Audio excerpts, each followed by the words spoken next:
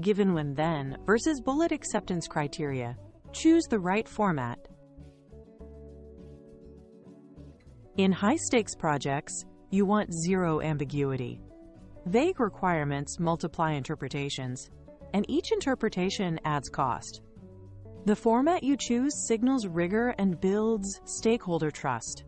Clear structure tells sponsors, designers, and QA that you've thought through the details. Strong formatting also reduces rework and risk by making expectations explicit before code is written. Think of it as a contract. The clearer the clauses, the fewer surprises. In this micro lesson, we'll compare two reliable formats and show you how to pick and use the one that keeps your team aligned and your delivery smooth. You'll see two formats again and again. Given when, then GWT lays out a scenario flow, context, action, and expected result. It reads like a mini-story, perfect for behavior-driven conversations. Bullet acceptance criteria act like a checklist, short, testable statements you can scan quickly. Which is better? It depends on risk, audience, and time. Complex, risky features with many paths often need GWT. Simple, visible rules shine as bullets. Choose the format that makes the requirement obvious to your readers in one pass. In GWT, the given sets the starting state, users, data, and system conditions. The when captures the action or event, like clicking pay or an API receiving a request. The then states the expected outcomes, what should change, appear, be stored, or be sent. Example, given a cart with 2 items, when I apply a valid coupon, then the total updates and a success message appears. GWT shines with complex logic and edge cases because you can add more thens or separate scenarios to cover alternate paths and exceptions clearly. Bulleted acceptance criteria are simple, scannable statements that reviewers love. Each bullet is a testable rule, something QA can mark pass or fail without debate. Example bullets: discount applies to subtotal only. Show error if code expired. They're fast to write and easy to review, making them ideal in grooming sessions and quick approvals. Use bullets for straightforward features where the sequence doesn't matter much, like display rules, field limits, or single-step validations. The goal is crisp, atomic rules that don't require storytelling to understand. Pick GWT for user journeys or workflows where order matters: login, checkout, approvals. It handles conditional paths and exceptions gracefully.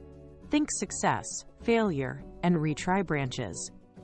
It's also strong for integration or data-dependent behavior, where outcomes hinge on prior states or external responses. Another plus: GWT maps cleanly to traceability to tests because scenarios can become automated test cases with minimal translation. If you need to prove coverage to auditors or stakeholders, GWT gives you a narrative that aligns requirements, conversations, and verification. Use bullets for UI display and copy rules where you want quick consensus. Labels, messages, visibility rules. They're perfect for static validations and formats like email is required or amount supports 2 decimals. Choose bullets for clear atomic business rules, tax rounding, minimum order value, role permissions, where each rule stands alone. Under tight deadlines, or with a broad audience, execs, vendors, non-technical reviewers, bullets reduce cognitive load. Aim for short, decisive statements that a tester can check without reconstructing a scenario.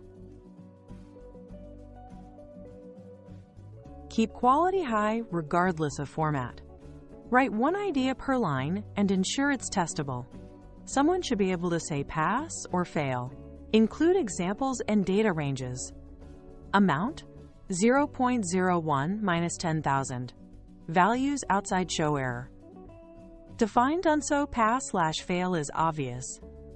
Message, payment successful. Status, paid. Avoid vague terms like fast, intuitive, or robust. Replace with measurable targets. Page loads in is less than or equal to 2 seconds at P95.